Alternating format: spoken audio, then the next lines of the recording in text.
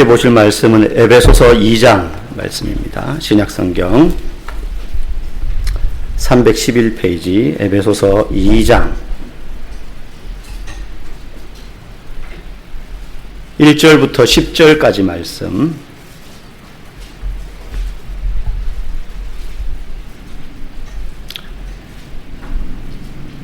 에베소서 2장 1절에서 10절까지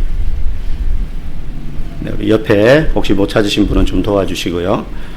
우리 한 절씩 교독하시고 마지막 10절은 같이 읽도록 하겠습니다.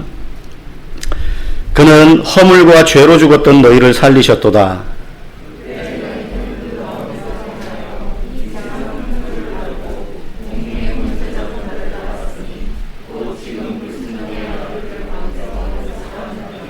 전에는 우리도 다 그 가운데서 우리 육체의 욕심을 따라 지내며 육체와 마음에 원하는 것을 하여 다른 이들과 같이 본질상 진노의 자녀이었더니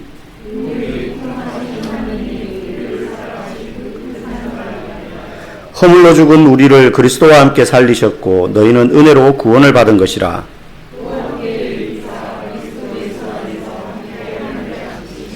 이는 그리스도 예수 안에서 우리에게 자비하심으로써 그 은혜의 지극히 풍성함을 오는 여러 세대에 나타내려 하심이라.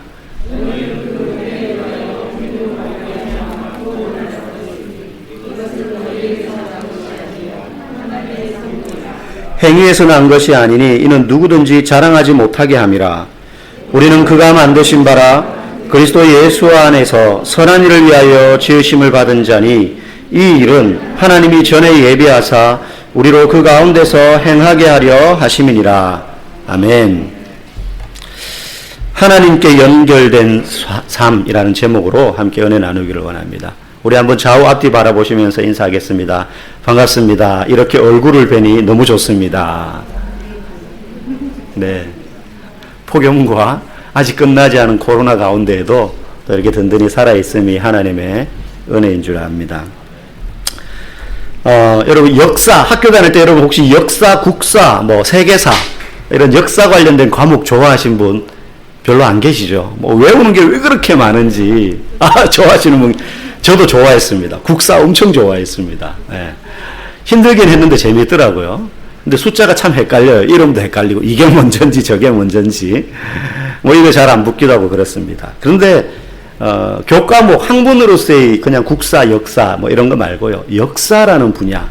사실 이건 과거를 다루는 거 아니겠습니까? 과거에 있었던 일. 그죠? 그런데 무시할 수 없는 게 그 과거는 현재의 토대가 됩니다. 그죠? 사람으로 따지면 우리 부모님 또 그 위에 조부모님 역사 아닙니까? 그 토대 위에 현재의 우리가 있는 거잖아요. 인간의 역사도 그러하다는 거죠. 그래서 현재는 과거의 흐름 위에 서 있는 거다. 지금 저와 여러분들은. 그래서 우리가 잘못된 과거의 사실을 바로잡지 못하면 현재도 바로 설 수가 없습니다. 집을 지을 때 기초가 뒤틀려 있으면 위에 아무리 멋진 내장재, 외장재로 화려하게 꾸며도 그 집은 조금만 바람이 불면 흔들릴 수밖에 없는 것과 마찬가지죠. 그러면 껍데기 아무리 고쳐봐야 소용없습니다. 뭘 다시 잡아야 됩니까? 기초를 다시 잡아야 되는 거예요. 수평이 안 맞으면 아까워도 위에 거 다 깨부수고 다시 기초를 잡는 그런 작업을 거치고 난 다음에라야 위에 집이 올바로 올라가는 것처럼 잘못된 과거의 역사가 있다면 그걸 바로 잡은 다음에라야 현재로 바르게 나아갈 수가 있는 거죠. 마치 우리가 살다가 법을 어기고 죄를 지으면 그냥 없는 걸로 해줄게 이게 아니고 크든 작든 재판을 통해서 시시비비를 가리고 난 다음에라야 새로운 인생을 살 수 있는 거죠. 하다못해 교통사고가 나도 시시비비를 가려야지 그 다음에 차를 고친다든지 치료를 받는다든지 그게 되지 그게 안 가려진 상태에서는 한 발자국도 앞으로 나갈 수 없는 거죠. 현재 우리나라는 일본과 많은 역사 문제에 있어서 갈등이 있습니다. 강제징용도 있고요. 또 일본군 성노예 문제, 소위 위안부라고 일컬어지는 그런 문제들도 아직 해결되지 않았습니다. 일본에서는 그렇게 말합니다. 왜 자꾸 옛날 일을 들춰내냐? 미래지향적으로 앞을 바라보면서 나아가야지. 그렇게 말을 하지만 가해자가 명백한 가해의 사실이 있는데도 불구하고 용서를 구하고 자신들의 잘못을 시인하지 않는데 어떻게 앞으로 나아가겠습니까? 기초가 뒤틀려 있는데 그 위에다가 어떻게 발전적인 집을 지을 수 있느냐는 거죠. 우리가 예수를 믿을 때에 반드시 예수님이 나의 구세주이심을 믿게 되는 사람이 거쳐야 되는 과정이 있는데, 그게 뭐냐면 내 지은 죄에 대한 철저한 회개가 있어야 되는 것입니다. 그렇지 않습니까? 내 죄에 대해서 내가 원래 이런 사람이었어, 내가 정말로 용서받을 수 없는 죄인이었어, 그걸 발견하고 용서해 주십시오라고 하나님 앞에 나가서 철저히 회개하고 난 다음에라야 구원받은 자의 삶을 살아갈 수 있게 되는 거잖아요. 그걸 건너뛰고 그 이후의 과정은 있을 수가 없는 겁니다. 역사도 마찬가지라는 거죠. 그에 반해서 2차 세계대전 같은 전범 국가였던 독일은 어떻습니까? 완전히 일본과 행보가 다르지 않습니까? 수십 년이 지난 지금도요, 계속해서 독일은 자신들의 잘못에 대해서 반성하고 있습니다. 새로 총리가 뽑히면 그 총리는 제일 먼저 그 이야기를 꺼냅니다. 2차 세계대전 때 독일로 인해 가지고 수많은 사람들에게 슬픔과 아픔과 고통을 준 것에 대하여 사죄한다고. 심지어 이제 그만해도 돼 라고 말하는 사람들이 있는데도 불구하고 그들은 계속해요.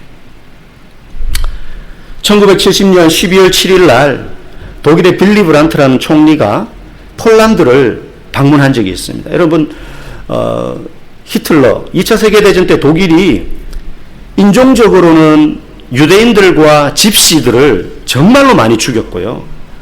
유럽에서 국가적으로는요, 폴란드 사람들이 제일 많이 죽었습니다. 그래서 폴란드는 이 2차 세계대전 독일에 대한 나치에 대한 아픔이 정말로 많은 국가예요. 그런데 독일의 빌리 브란트 총리가 폴란드를 정식 방문하면서 제일 먼저 찾아간 곳이 그 2차 세계대전 때 희생된 폴란드인들을 위해서 세운 기념탑이었어요. 비가 막 내리는 날이었습니다. 우산도 쓰지 않고 그 기념비 앞에서 무릎을 꿇고, 코트를 입은 채로 무릎을 꿇고 손을 모고 사죄를 했어요. 그게 누가 볼 때는 뭐 정치인이 하는 쇼다 그러지만 아닙니다. 그 뒤에 독일의 어떤 총리라도 폴란드를 방문하게 되면 꼭 그 일을 했어요. 다른 총리도. 사실 이 빌리 브란트는 2차 세계대전 당시 나치 독일과 저항해서 싸웠던 사람이에요. 그러니까 개인적으로 자기는 거기에 무릎을 꿇지 않아도 돼요. 그런데 용기가 없어서 꿇지 못한 수많은 독일인들을 대신해서 그가 무릎을 꿇었던 것입니다. 그래서 그때 폴란드 신문에서 이렇게 기사를 썼어요. 무릎을 꿇은 사람은 빌리 브란트 한 사람이지만 그가 무릎을 꿇을 때 수백만의 독일인들이 일어섰다. 독일인들을 대신해서 그가 무릎을 꿇었다는 거죠.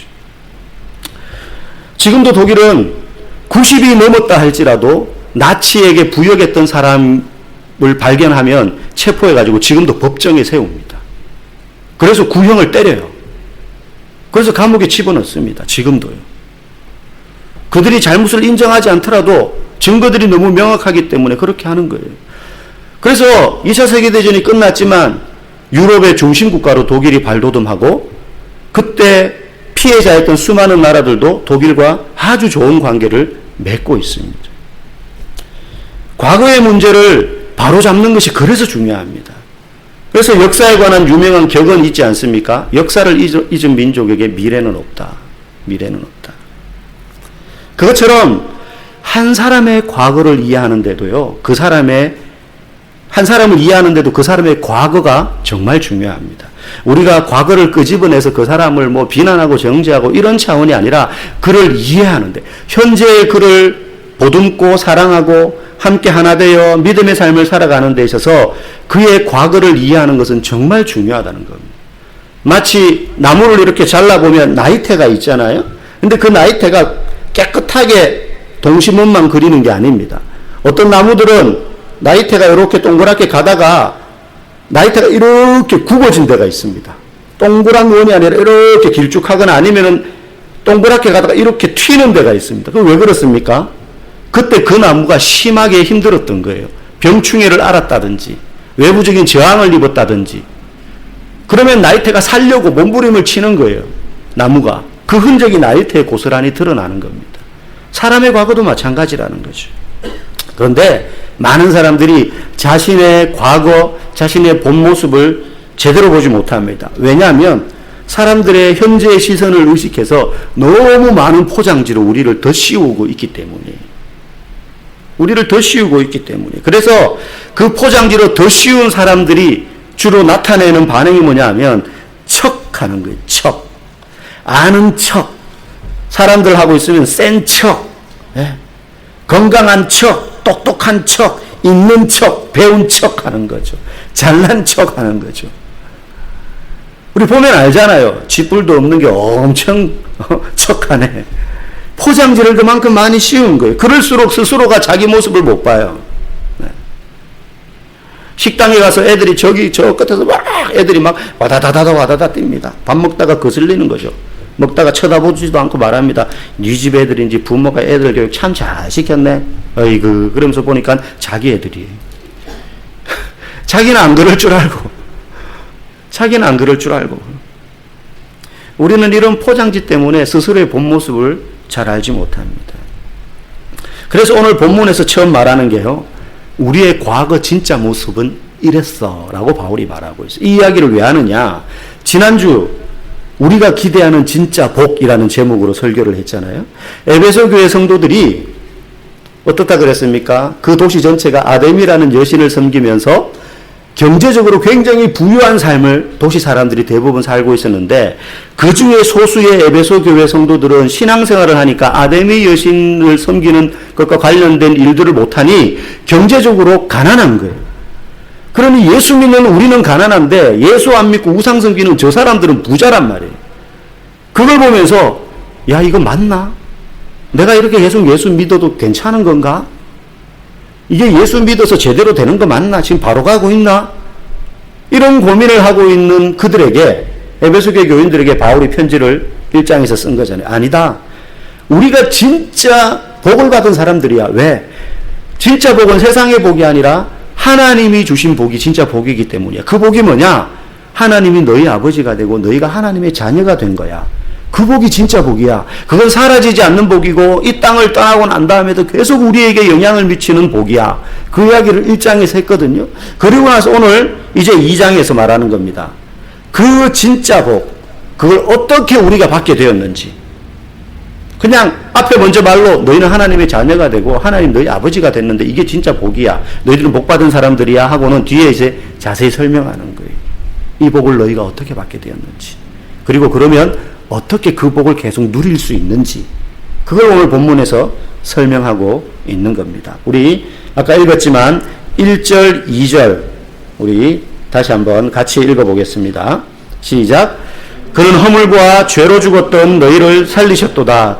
그때 너희는 그 가운데서 행하여 이 세상 풍조를 따르고 공중의 권세 잡은 자를 따랐으니 곧 지금 불순종의 아들들 가운데 역사하는 영이라. 3절. 전에는 우리도 다 그 가운데서 우리 육체의 욕심을 따라 지내며 육체와 마음에 원하는 것을 하여 다른 이들과 같이 본질상 진노의 자녀이었더니. 여기 보니까 뭐 길게 말했지만 한마디로 말하면요, 우리는 과거에 병에 걸렸던 사람들이다. 무슨 병? 죄라는 질병. 이건 약도 없어요. 죄라는 질병에 걸린 사람들이 바로 너와 너희들과 나, 우리들이었어 라고 말을 해요. 그러면서 이 병의 정세가 어떠냐? 1절 보니까 허물과 죄로 죽었던 상태였다. 죽을 병에 걸렸어가 아니고 허물과 죄로 인해서 너희들은 사실은 사망한 상태였어. 죽었던 상태였어. 이미 소망이 없던 상태였어 라고 진단하고 있어요.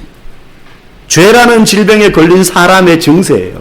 모든 인간은 마찬가지. 여러분, 예수 안 믿는 사람들이, 우리도 예수 믿기 전에 뭐 밥 먹고 잠자고 일하고 공부하고 움직이고 뛰어다니고 이러니까 살아있는 것 같지만 천국과 지옥이라는 영원한 시간에 비하면 이 땅에서 우리가 70년 80년 살아가지고 펄떡거리면서 움직이는 건 마치 뭐와 같으냐?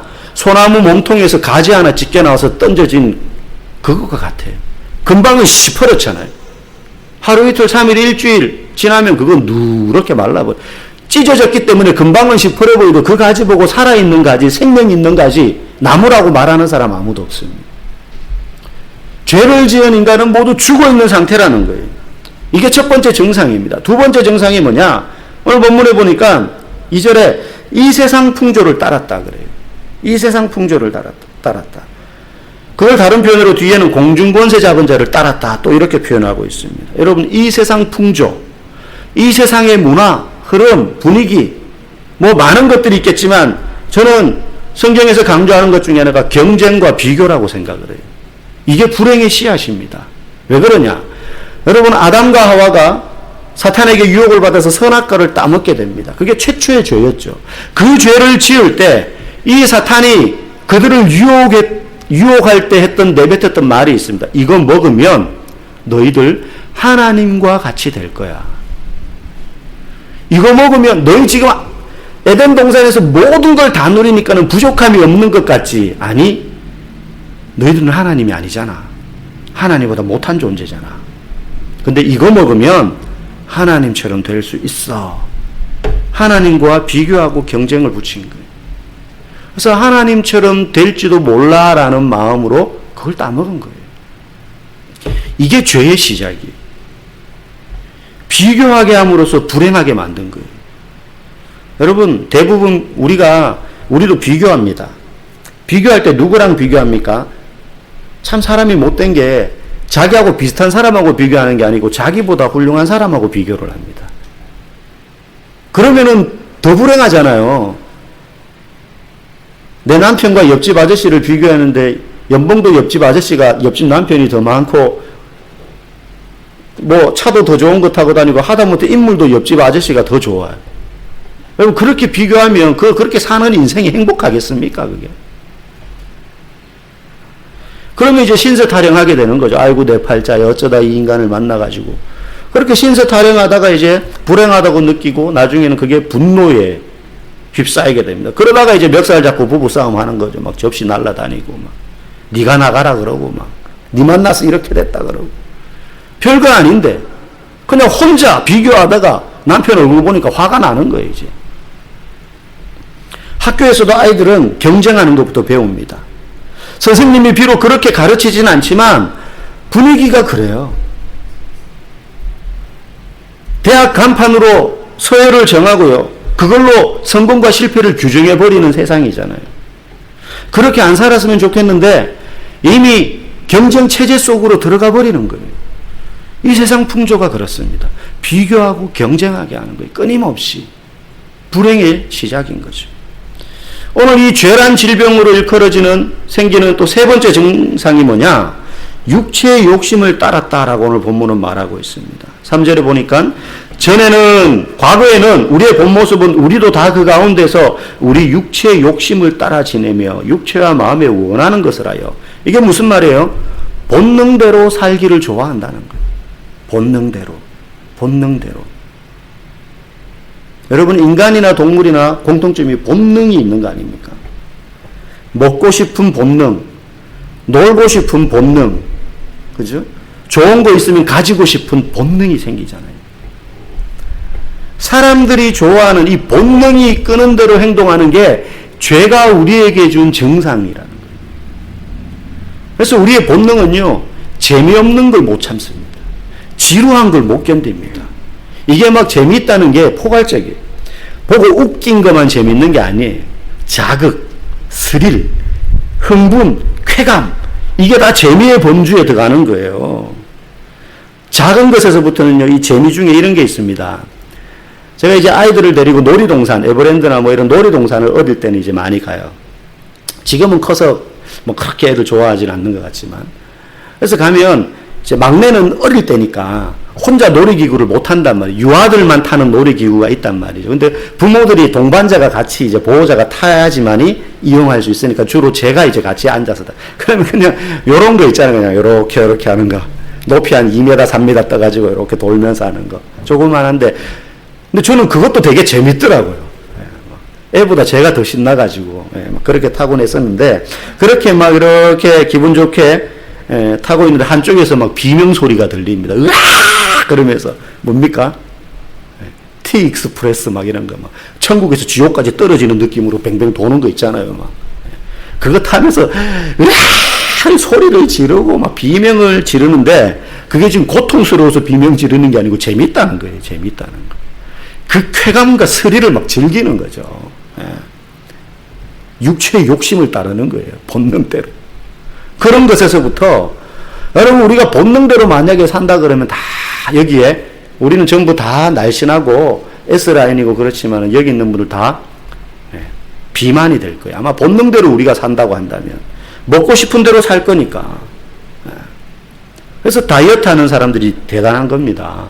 먹고 싶은 본능, 눕고 싶은 본능, 쉬고 싶은 본능, 그거를 이제 절제하면서 먹는 거 절제하고 막 운동하고 이러니까 다이어트 하는 사람들이 제가 볼 때는 이 세상에서 제일 독한 사람들 같아요. 본능을 제일 많이 거스르는 사람들 같아요. 대부분 우리는 본능대로 살고 싶어요. 왜 그런 줄 아십니까? 3절 끝에 보면 말해요. 본질상 진노의 자녀이기 때문에. 원래 과거에 우리의 본 모습은 진노의 자녀다. 죄의 자식이다. 죄의 자식이다. 그래서 우리 안에는 죄를 즐기고 싶은 본능. 언제 짜릿합니까? 남몰래 불법을 저지를 때. 그게 우리를 자극하고 그게 얼마나 우리를 짜릿하게 하는지 몰라서. 여러분 사람들 중에 도벽이 있는 사람들 있잖아요. 물건 훔치는 습관. 그게 가난해서 물건 훔치는 거하고 다릅니다. 정말로 배고파가지고 라면 몇 개 훔치고 빵 훔치고 이런 거하고는 달라요. 물건 훔치는 일에 중독된 사람들이 있어요.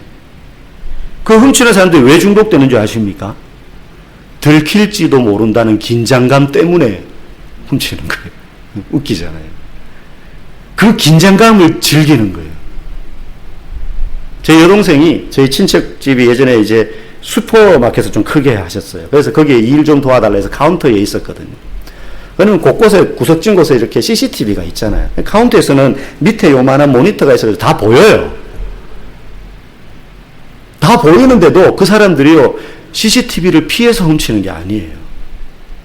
찍히는 줄 알면서도 훔치는, 그걸 즐기는 거죠. 그래가지고 이렇게 하고는, 이렇게 쑤셔 넣고는 껌 한 통 이제 사서 나오는 거죠. 그러면 이제 여동생이 그 안에 있는 거 꺼내보라고. 그러면 처음에는 막 시치미를 떼요. 막 시치미를 떼는데 CCTV에 다 찍혔는데 경찰 부를까요? 그러면 이제 막 안에 있는 거 감춰놓은 거 막 이렇게 꺼내면서 사람들이 얼마나 뻔뻔한지요. 아, 그럼 잘못했습니다. 제가 물건값 변상할게요. 이렇게 안 하고 탁 던지면서 사면 될 거 아니야? 이러고 가요. 사면 될 거 아니야? 그렇게 해서 없어지는 게 하루에 수십만 원치라 그래요. 얼마나 도벽 있는 사람들이 많은 거예요. 근데 뭐 비싼 것도 안 훔쳐요. 수세미, 젓가락 하나 뭐 이런 거 훔쳐요. 가정에 도움도 안 되는 거. 훔치는 그 자체에 스릴을 중독된 거죠. 중독된 거죠. 여러분 만약에 이 세상에 법이 없다고 한번 생각해 보십시오. 아주 자유로운 천국이 될까요? 하고 싶은 거 마음대로 본능대로 막 살면서? 아닙니다. 무법천지 약육강식의 짐승의 시대가 될 겁니다. 여러분 우리 옛날 서부 영화 한번 보십시오. 서부 개척시대. 그 사람들 뭐 합니까? 탁 1대1로 서가지고 건파이트 하잖아요. 총 탁 꺼내가지고 쏴서 죽이는 거예요. 죽여도 아무 법의 제재를 안 받거든요. 그때는 법이 허술하고 법이 거의 없을 때니까요. 현대에는 그렇게 살면 안 되기 때문에 법으로 제재하고 경찰이 치안을 유지하는 거예요. 그런 울타리가 없으면 지금 우리 시대도 서부 시대 같이 되는 거예요. 야만의 시대로 돌아가는 겁니다. 그나마 법으로 제재를 하니까 이 정도나 사는 거예요. 우리 안에는 죄라는 본성이 자리 잡고 있기 때문에. 우리는 죄의 질병에 걸렸던 사람들이기 때문에. 그럼 이걸 어떻게 치료하느냐?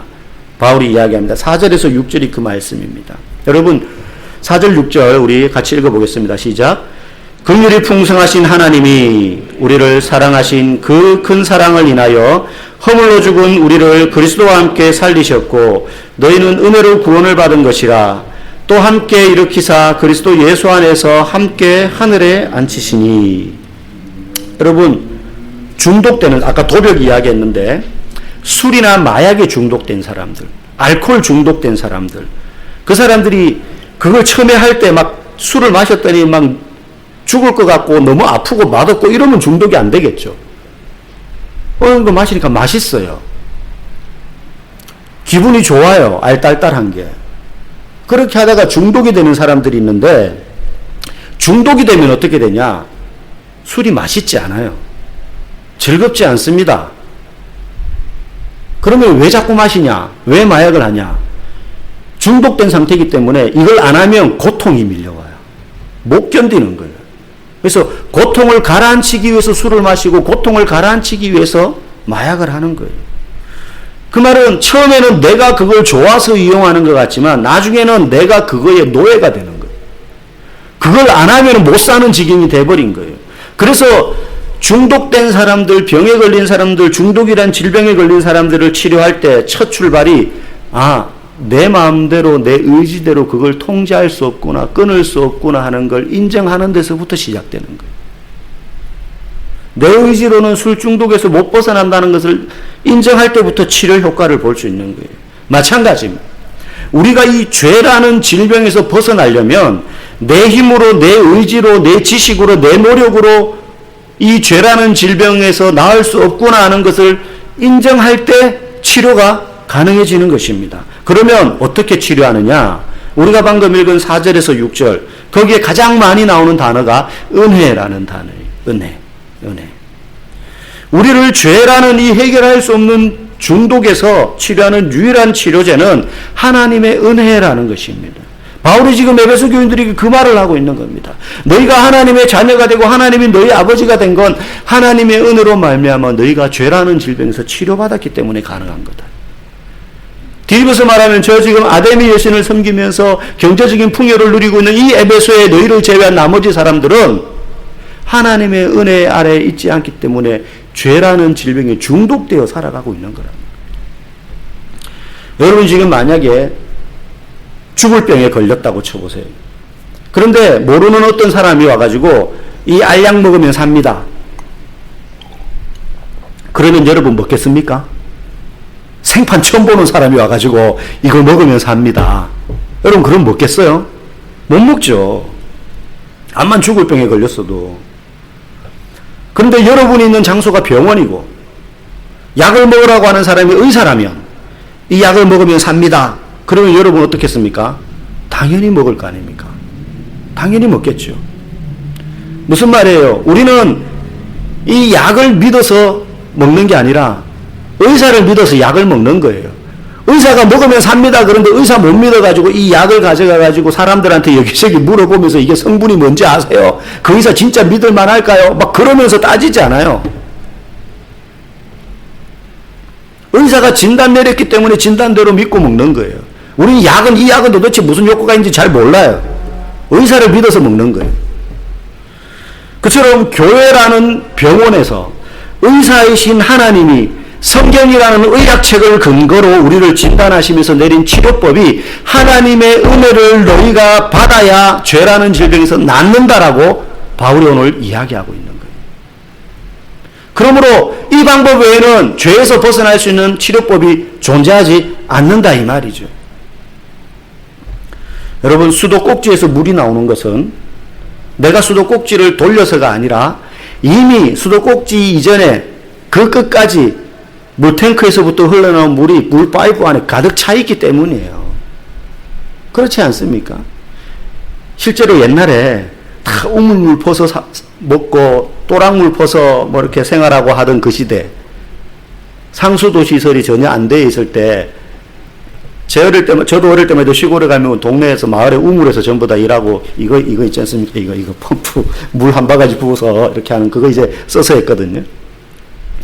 근데 이제 집집마다 수도꼭지가 처음 등장했을 때 실제로 이거 수도꼭지만 돌리면 물이 나오는 줄 믿은 사람들이 많았대요. 그래서 벽에 막 구멍 파가지고 꼽아가지고 돌리고 물이 나올 리가 있습니까? 안 나오죠. 파이프라인에 물이 가득 차 있는 거예요. 그 물은 어디서 왔습니까? 물탱크, 물 근원에서 온 겁니다. 여러분 하나님의 은혜는 수도꼭지가 아니라 물탱크와 같습니다. 물탱크와 같아요. 물 근원이자 마르지 않는 샘이에요. 그래서 우리는 하나님께 항상 연결되어 있어야 됩니다. 어쩌다 한번 예배 잘 드렸다고 해서 어쩌다 한번 은혜 받았다고 해서 그걸로 우리가 죄라는 질병에서 날마다 자유롭게 사는 게 아닙니다. 예수 믿어서 구원받아서 죄에서 해방이 되었지만 우리 안에 있는 죄의 관성으로 우리는 끊임없이 그 본성대로 돌아가고 싶어하는 그러한 마음이 생겨요. 그렇기 때문에 우리는 늘 하나님이라는 이 물탱크, 물 근원에 연결되어서 그 파이프로 흘러서 공급되는 하나님의 은혜를 날마다 맛봐야지만이 우리는 건강하게 영적으로 살 수가 있게 되는 것입니다. 그렇게 우리가 예배드리고 기도하고 말씀 듣고 찬양하고 이 모든 신앙의 활동들이 하나님께 연결하고자 하는, 하나님께 연결되고자 하는 우리의 몸부림인 거예요.